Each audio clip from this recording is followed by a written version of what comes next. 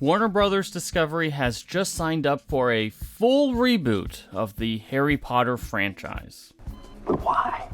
Today, Warner Brothers Discovery announced that they were making a new Harry Potter TV series, which will air on Max, which is the service formerly known as HBO Max. And by new, we are literally just referring to the format. The show will be a quote-unquote faithful retelling of the Harry Potter books, with each season focusing on a different school year.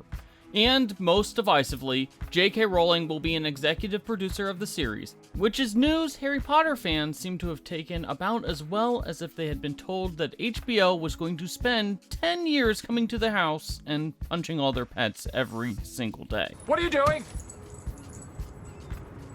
Now, we all know the reason that Warner Brothers Discovery is revisiting old turf by returning to Hogwarts. The Hogwarts Legacy game showed that people are still Potter fanatics, and the Harry Potter reunion did massive numbers for HBO Max.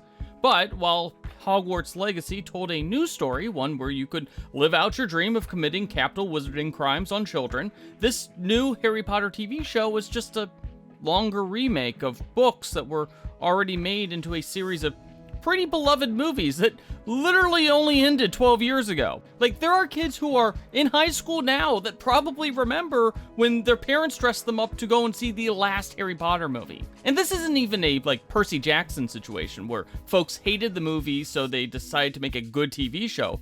The Harry Potter movies were probably as good of a Harry Potter thing as we're going to get. We just have so many questions here. Why are you going to subject a batch of new actors to comparisons to the award-winning and beloved ensemble of actors that appeared in the movies? How are you going to find a better Snape than Alan Rickman? Or a better Sirius Black than Gary freaking Oldman? How are you going to replace Robbie Coltrane, who, by the way, literally just died a few months ago? For most Potter fans, trying to recast characters like Snape and Hagrid would be like your mom introducing your new stepdad at your current dad's funeral. It's just way too soon. Plus, are you going to deal with the fact that Universal Studios built 5 rides based on the Harry Potter movies? Are we just going to swap out all the Daniel Radcliffe stuff in the Harry Potter rides with scenes of the new kid? And given how many of the remaining cast have condemned Rowling in recent months, how many cast members are going to be signing off on this or open to appearing on the show? Don't expect many cameos from Emma Watson in this thing. And Daniel Radcliffe would rather appear in Chernobyl.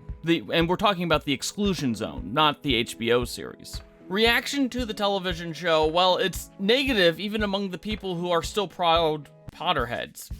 Most fans are questioning why this is even necessary, especially as it's going to be a faithful retelling, which means there's not going to be any room for new material. I mean, really, how many iconic scenes were missing from the Harry Potter movies? Other than cutting out 200 pages of Harry Potter moping in the woods and figuring out a way to make the Harry-Ginny romance a little bit less cringy, the movies really aren't missing a lot. And as we mentioned earlier, Hogwarts Legacy has shown that Potter fans still want to explore that universe, just not with the same characters and the same story that has been around in the pop culture for the last 3 decades. A series set more along the timeline of Hogwarts Legacies, or maybe something that explores what happened after the Harry Potter shows, might actually do really, really well, without a lot of the backlash of a full reboot of one of the most beloved film franchises ever. But instead of looking at the record-breaking sales of Hogwarts Legacy for inspiration to entice a whole new generation of Potter fans, Warner Brothers Discovery has just decided to retell the same story that everyone under the age of 50 has seen or read a dozen times already. The whole Harry Potter TV show has the makings of, best case scenario, a beautiful train wreck. Get your popcorn ready because the online discourse around this thing is going to be something. So, are you going to secretly watch the Harry Potter TV show, or does this whole thing sound like an awful idea? Let us know in the comments section.